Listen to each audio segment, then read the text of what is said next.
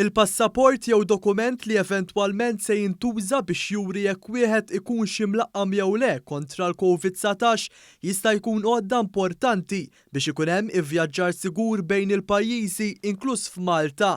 Iddikjara dan il-Prim Ministru Robert Abela fuq il-programm Insights mal-ġurnalist Glenn Falzon il-ġimgħa filgħaxija fejn fuq l-Istazzjon Nazzjonali wieġeb mistoqsijiet fuq diversi temi.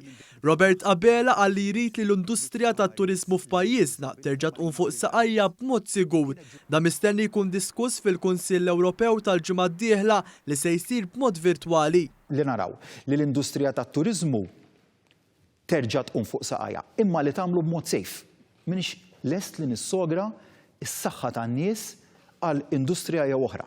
Imma nemmen li nistgħu nibbilanċjaw li l-industrija tat-turiżmu tirpilja u tirpilja bis-saħħa, dan nagħmluh b'mod safe u l-passaport jista' jkun dan il-passaport li qed issemmi inti jista' jkun għodda importanti biex naslu għal dak il-għan. Dwar l-infurzar li qed isir biex tiġi kontrollata l-imxija, Dr. Abela nnota kif fix-xahar ta' Diċembru sinonimu mal-festi. Uffiċjali mill-Awtorità Maltija għat-Turiżmu wettqu madwar 3000 spezzjoni f'ristoranti madwar il-pajjiż. Mistoqsi dwar il-Manival il-Prim Ministru kien ċar. Il-Manival kellna 58 boxes x'nittikjaw 58 requirements jiġifieri ta' mhux boxes imma il-qatnihom kollha kemm huma.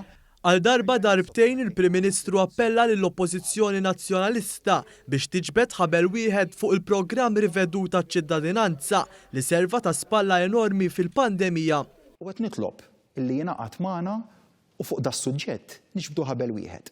Ejja nħarsu l-ġid kbir li seta' jsir bit-tifdil li kellna minn dan il-programm f'dawn l-aħħar xhur ta' pandemija.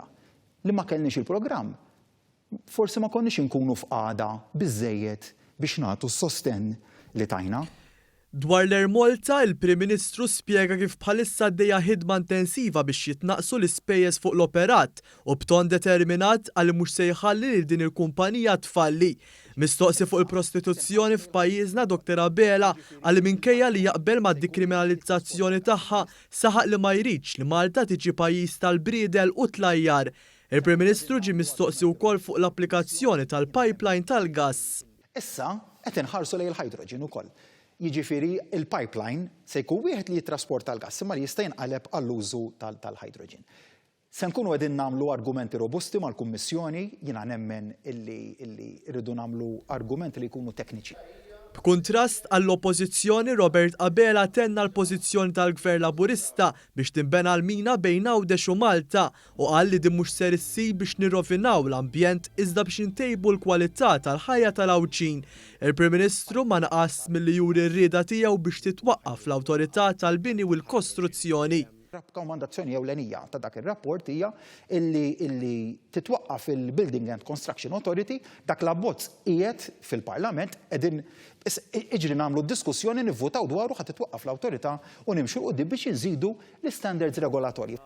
U ftit wara li l-Kummissarju tal-Kummissjoni għad-Drittijiet tal-Persuni b'Diżabilità Oliver Scicluna ġie approvat biex ikun kooptit fil-Parlament Malti, il-Prim Ministru kellu biss kliem ta' tifħir. Qed nibgħatu messaġġ b'saħħtu li aħna nemmnu fl-inklużjoni, nemmnu f'persuni b'abbiltà, mhux b'diżabilità, persuni li għandhom abbiltajiet partikolari, u mbagħad fuq Oliver Scicluna iva jiena nara persuna li nħares lejh li lilna għaliex ġej mis-settur tad-diżabilità fuq il-kwalitajiet tiegħu ta' bniedem li niddeskrivih bħala mexxej.